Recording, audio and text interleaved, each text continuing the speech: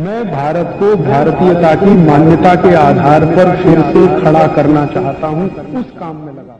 हमारे देश की सरकार ने 63 साल की आजादी में जितनी भी कमेटियां बनाई हैं दवा के क्षेत्र में कोई निष्कर्ष निकालने के लिए, सभी कमेटियों का एक निष्कर्ष कॉमन है, वो ये कि भारत में गैर जरूरी, खतरनाक और बेकार की दवाएं खाकर जितने लोग मर जाते हैं उतने लोग तो शायद इस देश में अपनी स्वाभाविक मौत नहीं मरते होंगे।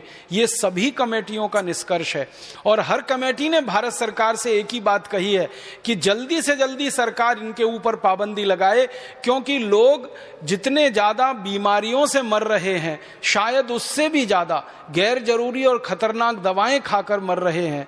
ये भारत की स्थिति हर कमेटी ने अपने निष्कर्ष में व्यक्त की है, लेकिन दुर्भाग्य हमारी सरकार का और भला हमारे देश में इस भ्रष्टाचारी व्यवस्था का कि किसी भी कमेटी की इस बात को माना नहीं गया।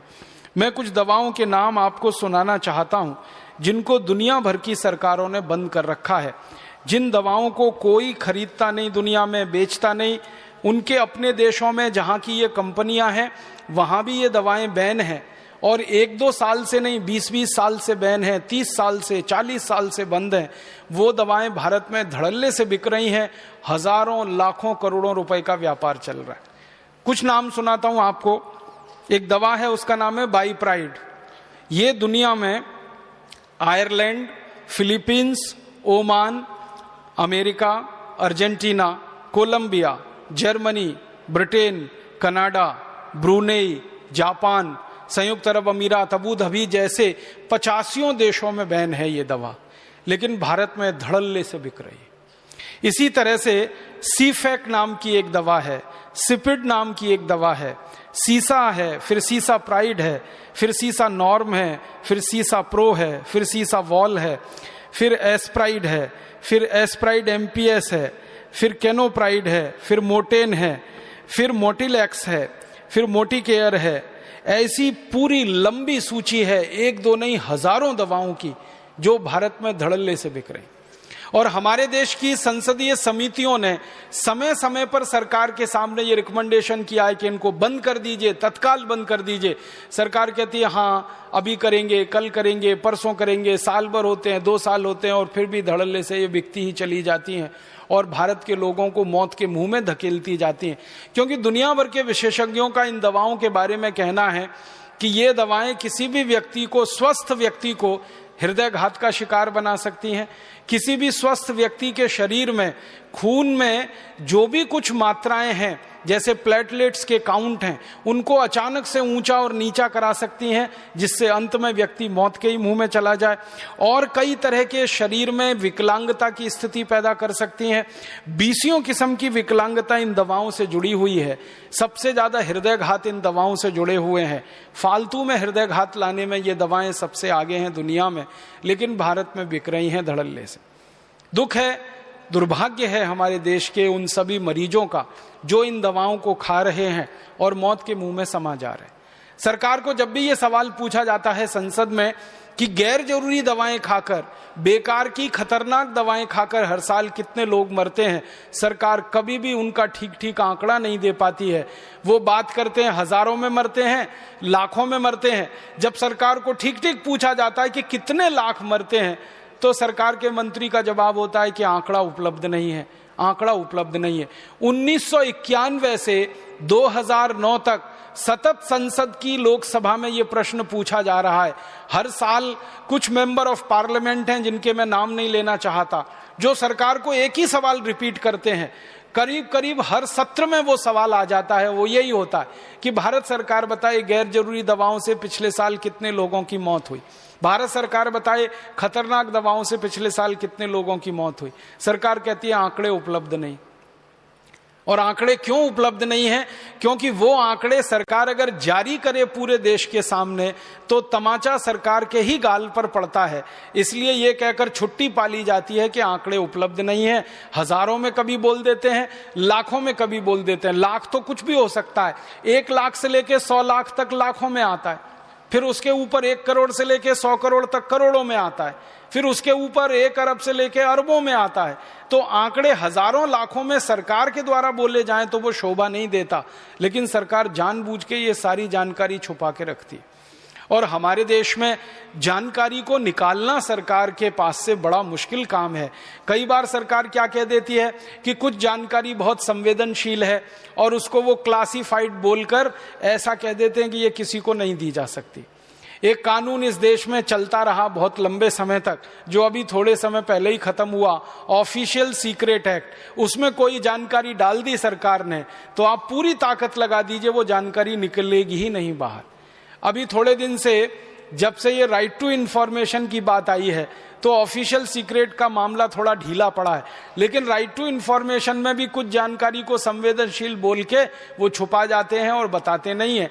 लेकिन भारत की सभी समितियां जो संसद के द्वारा बनी, मैंने उनकी रिपोर्ट्स देखी तो वो ये कहते हैं कि भारत में अपनी मौत जो मरने वाले लोग हैं उनसे ज्यादा जहरीली दवाएं खाकर, गैर जरूरी दवाएं खाकर मरने वालों की संख्या है इस देश में। फालतू की गैर जरूरी खतरनाक दवाएं जो दुनिया के 85 देशों में बंद हैं वो यहाँ बिक रही हैं और उनका व्यापार बड़े धड़ल्ले से चल रहा है। कुछ और है, इस दवाओं के नाम है एक्रोमाइसिन। एक दवा 40 साल से यूरोप और अमेरिका में बंद है, यहाँ भारत में लंबे समय तक बिकती रही है। फिर कभी बंद हुई सरकार के दबाव में तो दूसरे नाम से शुरू हो गई, फिर दूसरे नाम पर बैन कराया, तीसरे नाम से शुरू हो गई, तीसरे नाम पर बैन कराया, चौथे नाम से शुरू हो गई। यहां तो इतनी बड़ी धांधली है हमारे देश के दवा क्षेत्र में कि एक दवा को सरकार ने जबरदस्ती ऑर्डर देके बंद भी कर दिया तो वही दवा को नाम बदल के बाजार में फिर उन्होंने उतार दिया, थोड़ा मॉलिक्यूल में चेंज किया और उतार दिया फिर उसी को बाजार। क्योंकि कंपनियों को यह लगता है कि अच्छा धंधा और अच्छा मुनाफा उनको जरूरी दवाओं के व्यापार में न होके गैर जरूरी दवाओं के व्यापार में है, तो उसको वो क्यों छोड़ें। इसी तरह से एक्टिमॉल है, एडोल है, फिर हमारे पास अल्फा स्पिन है, अल्फा ट्रिप है, एल्जुरिल है। एक और दवा का नाम मैं आपसे बात करना चाहता हूं, याद आ गया, निमोसुलाइड। निमोसुलाइड के बारे में सारी दुनिया के विशेषज्ञ एक बात पर सहमत हो चुके हैं कि ये बहुत खराब और खतरनाक दवा है। ये जितने लोगों की जान बचाती है उससे ज्यादा तकलीफ में डाल देती है। इसलिए स्वीडन ने इसको बैन किया सबसे पहले, स्पेन ने इसको बैन किया, डेनमार्क ने बैन किया, नॉर्वे ने बैन किया, फिर उसके बाद पुर्तगाल ने बैन किया, फिर दुनिया भर के ऐसे 85 देशों में ये निमोसुलाइड बैन हो गई। लेकिन भारत में धड़ल्ले से बिक रही है और हमारे बहुत सारे मेडिकल प्रैक्टिशनर इसको अपनी प्रिस्क्रिप्शन स्लिप पर बहुत ज्यादा पैमाने पर लिख रहे हैं। एनाल्जिन नाम की एक दवा आप जानते हैं, दुनिया भर के विशेषज्ञों ने सबसे ज्यादा ऑब्सोलीट जिसको करार दे दिया कि इससे ज्यादा फालतू की और बेकार की दवा नहीं हो सकती है, वो एनाल्जिन की हमारे देश में साल की बिक्री लगभग 35 से 40 करोड़ रुपए की है। अमेरिका में जिस दवा को कोई पूछता नहीं, यूरोप में जिस दवा को कोई पूछता नहीं, लैटिन अमेरिका में जिस दवा को कोई पूछता नहीं, एशिया के देशों में जिस एनाल्जिन को कोई पूछने वाला नहीं है। आपको शायद मालूम होगा कि टेक्स्ट बुक में से भी ये दवा बाहर हो चुकी है सालों साल पहले, लेकिन भारत में इसका इतना बड़ा बाजार है एनाल्जिन का, लगभग 35 करोड़। पिछले साल का मैंने मार्केट पता किया, 37 करोड़ रुपए की बिकी है ये दवा। और ये ऑफिशियल है, आपको हर बार मैं ये कह रहा हूं कि आंकड़े जो हैं वो सरकार जो रिलीज कर देती है, जो अनऑफिशियल है, गैर कानूनी तरीके से ये बना के बाजार में बेची गई होगी, उसके बारे में हम अंदाजा नहीं लगा सकते।